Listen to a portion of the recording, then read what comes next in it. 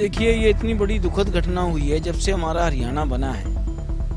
ये पहला political murder हुआ है। सबसे ज्यादा दुखद बात है कि इस मर्डर में जो परिजनों द्वारा आरोप लगाया गया है वो भाजपा के पूर्व विधायक पे लगाया है। हरियाणा में आज तक राजनीतिक मर्डर नहीं हुआ। आज प्रदेश जंगल राज की तरफ बढ़ रहा है। अधिकारियों को डर नहीं है। डर क्यों नहीं है? जब मुख्यमंत्री अधिकारियों से ये कहेंगे कि मेरी रैलियों में आप भीड़ इकट्ठी करो, जो पुलिस लाइन में हमारी एक्स्ट्रा फोर्स रहती है उसको मुख्यमंत्री की रैलियों में भेजा जाएगा सिविल वर्दियों में, तो आम नागरिक की सुरक्षा कौन करेगा? सुरक्षा का, कानून व्यवस्था का, उसमें तो पुलिस को लगाया ही नहीं जा रहा। आज की तारीख में थानों में आदमी पूरे नहीं है। जो हैं वो या तो मुख्यमंत्री की रैलियों में बिजी हैं, या किसानों को रोकने में बिजी हैं, या जो बच जाते हैं हम विधायकों की जासूसी में बिजी हैं।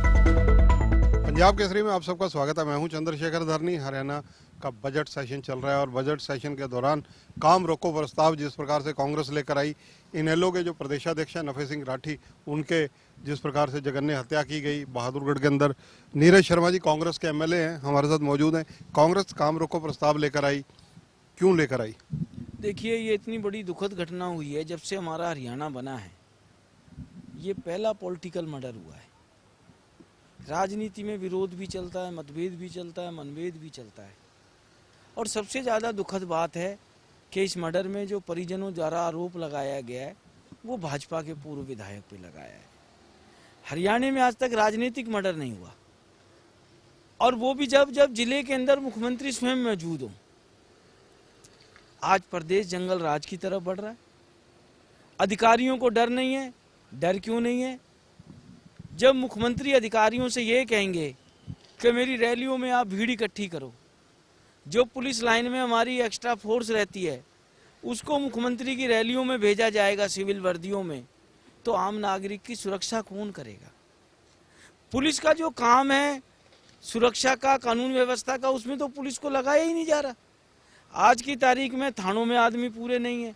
जो हैं वो या तो मुख्यमंत्री की रैलियों में बिजी हैं, या किसानों को रोकने में बिजी हैं, या जो बच जाते हैं हम विधायकों की जासूसी में बिजी हैं।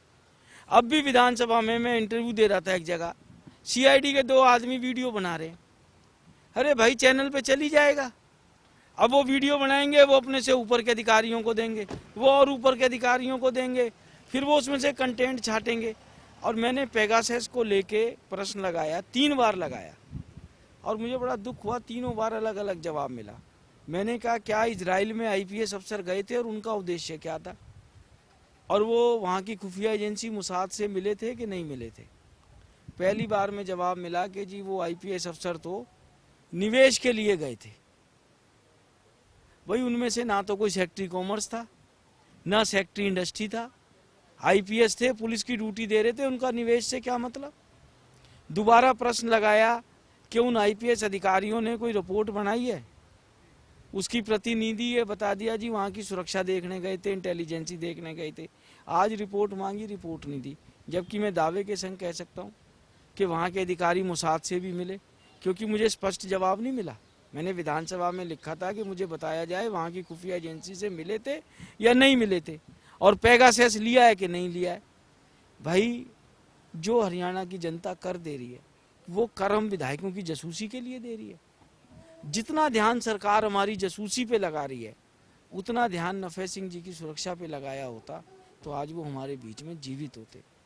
और इतना पैसा आपने खर्च कर दिया सॉफ्टवेयरों पे, अधिकारियों के घूमने पे।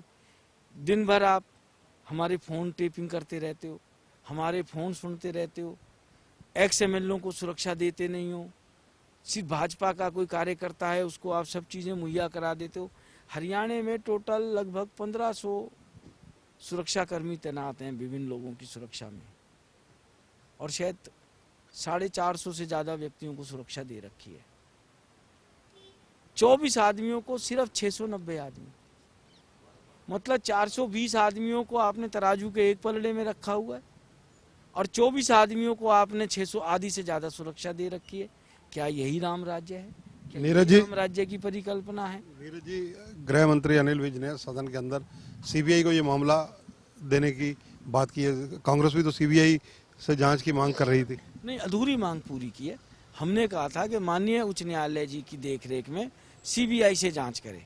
पहले तो वो नहीं दे रहे थे, पर जिस हिसाब से आज विपक्ष का प्रेशर था, विपक्ष के प्रेशर में इनको जांच को सीबीआई को देना पड़ा। और वो भी हम किस लिए कह रहे हैं। और सबसे बड़ी बात, ये हर घड़ी पोर्टल पोर्टल पोर्टल चिल्लाते हैं। ये आप मानते हैं बहुत जघन्य कांड हुआ है। It is rarest to rarest crime है। ऐसा पॉलिटिकल मर्डर नहीं हुआ हमारे हरियाणा में आज तक। आज सुबह 10:20 पे कि जब एडजॉर्नमेंट मोशन आएगा तो मुझे उस पर कुछ कहना है। मैं चाहता था एफआईआर की प्रति मैं देख लूं। 10:20 तक एफआईआर इन्होंने ऑनलाइन नहीं करी। क्यों नहीं करी जी ऑनलाइन एफआईआर? जबकि सुप्रीम कोर्ट का आदेश है, आपने एफआईआर दर्ज कराई है, 1-2 मिनट में हो जानी चाहिए।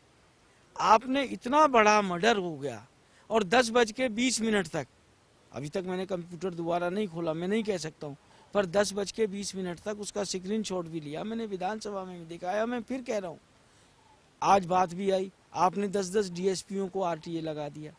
भैया पुलिस फोर्स से ही तो आप चीजें खींच रहे हो। क्या डीएसपी का काम आरटीए का काम है? और कितना अच्छा वो आरटीए का काम करते हैं ये हम सब ने आपने देखा है। गुड़गांव के अंदर पीछे रेडें पड़ी, 2-4 आदमी हटाए भी हैं, एक्शन कुछ नहीं। धरनी साहब में सबसे बड़ी बात मैं बताऊं, जो मुख्यमंत्री जी का बयान आया ना कि मैं हर किसी को सुरक्षा नहीं दे सकता हूं, अपराधियों के हौसले बड़े बुलंद हो गए। आप हर किसी को सुरक्षा दे सकते हैं या नहीं दे सकते हैं? आपको आज करोड़ों हरियाणा वासियों को यह विश्वास दिलाना चाहिए कि हर व्यक्ति के साथ मनोहर लाल खट्टर खड़ा है। हुड्डा साहब के कार्यकाल को लेकर 2004 से 2014 तक गृह मंत्री अनिल विज ने पूरे आंकड़े भी रखे। देखो, उन्होंने 4 से 14 के आंकड़े रखे, उसके बाद हमने डिमांड भी रखी कि आप 14 से 23 के आंकड़े भी रखो। एनसीआरबी का जो लेटेस्ट डेटा आया है उसको भी रखो, अपने आप पता लग जाएगा। सरकार उससे बैक मार गई, उस पर चर्चा की नहीं। आज हमारा हरियाणा एनसीआरबी में कौन से नंबर पे, आपको स्वयं ही पता लग जाएगा। आज जो ये कांड हुआ है, ये जो मर्डर हुआ है नफे सिंह जी का, अगर जो हरियाणा सरकार में थोड़ी सी भी शर्म बची है, 24 घंटे में ऐसी नासीर पैदा कर दें कि अपराधियों के पैर उखड़ जाएं।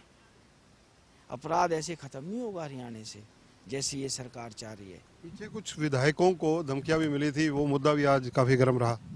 किसी भी केस में कुछ नहीं हुआ। जैसे नफे सिंह जी ने चिट्ठी लिखी थी कि जी कलकत्ता से फोन आया था, आपको उसकी तह तक जाना चाहिए था। चाहे भाई कुलदीप वत्स का मामला हो, चाहे सुरेंद्र पवार जी का मामला हो, या पीछे अभय चौटाला जी को मिली, फिर उन्होंने हाई कोर्ट से सुरक्षा ली। जिस भी विधायक को कोई भी इस तरीके की बात मिल रही है या आम जन को मिल रही है, जब तक आप उसको प्रॉपर सुरक्षा मुहैया नहीं कराओगे कुछ नहीं होगा। मैं छोटी सी बात बताता हूँ, हमारे बगल में जिला है पलवल, मैंने वहाँ की डीसी को फ़ोन किया एक दिन, कोई काम था, मैंने कहा मैडम फ़ोन नहीं उठा, कहने लगे जी मैं बिजी हूँ, मुख्यमंत्री जी की रैली है। मैंने की अच्छी बात है। वो डीसी कहने लगी ये नवंबर की बात है 23 की, कि जी आप विधायक जी कितनी बसें मैं दे दूँ आपको और कितने आदमी आप लाएंगे।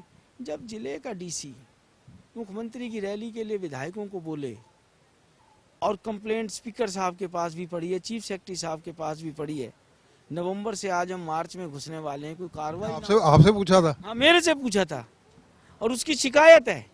मैंने फिर 2 दिन बाद फोन किया, मैंने कहा शायद उन्होंने गलतफहमी में कह दिया हो। कांग्रेस के विधायक से पूछ लिया? हाँ, हो सकता है उनको ना समझ रही हो कि कांग्रेस का है। मैं कहता हूँ बीजेपी वाले विधायक से भी, भाई मुख्यमंत्री की रैली है, ये राजनीतिक दलों का काम है। भाजपा का जिलाध्यक्ष फोन करे उनके विधायकों को, जिले के डीसी का फर्ज तो नहीं बढ़ता। फिर एक दलित व्यक्ति था, उसको असले की जरूरत थी, जो जिले के पलवल के एसपी ने रिकमेंड कर रखा। मैंने कहा जी डीसी साहब इसको रिकमेंड कर रखा है, इनको दे दीजिए। विधायक जी मैं तो खाली मुख्यमंत्री जी के कहने पे शस्त्र लाइसेंस बनाती हूँ। जब अधिकारी इस तरीके से कार्य करेंगे और मुख्यमंत्री उन पे कोई एक्शन नहीं लेंगे तो हरियाणा की जनता सुरक्षित नहीं रह सकती है। क्योंकि आज अधिकारी संविधान की शपथ के हिसाब से काम नहीं कर रहे, अधिकारी तो भाजपा और आरएसएस की शपथ के हिसाब से कार्य कर रहे हैं। जब अधिकारी हरियाणा सरकार की नौकरी ना करके भाजपा की नौकरी करेंगे तो हरियाणा के अंदर कानून व्यवस्था के नाम पे जंगल राज ही रहेगा। तो ये नीरज शर्मा, इनका कहना है कि सीबीआई को जांच एक अधूरी मांग कांग्रेस की पूरी हुई है। ये अगर सिटिंग जज जो है पंजाब हरियाणा हाई कोर्ट के, उनके सुपरविजन में सीबीआई जांच नफे सिंह राठी कि हत्याकांड में करवाई जाती तो ज़्यादा बेहतर रहता। अन्य कई विषयों पर भी इन्होंने बातचीत की। विधायकों की सीआईडी करवाए जाने पर भी जिस प्रकार से इन्होंने आक्षेप किया है, निस्संदेह इनका जो सवाल है विधानसभा में भी इन्होंने पूछा था, उस सवाल के इंतजार में ये खुद भी हैं। कैमरामैन संजय सिंह के साथ चंद्रशेखर धरनी, पंजाब केसरी टीवी, चंडीगढ़। हमसे जुड़े रहने के लिए हमारे YouTube चैनल को सब्सक्राइब करें और नई वीडियो की नोटिफिकेशन के लिए बेल आइकॉन को दबाएं। अगर आप ये वीडियो Facebook पर देख रहे हैं तो लाइक जरूर करें और ज्यादा से ज्यादा शेयर करें। धन्यवाद।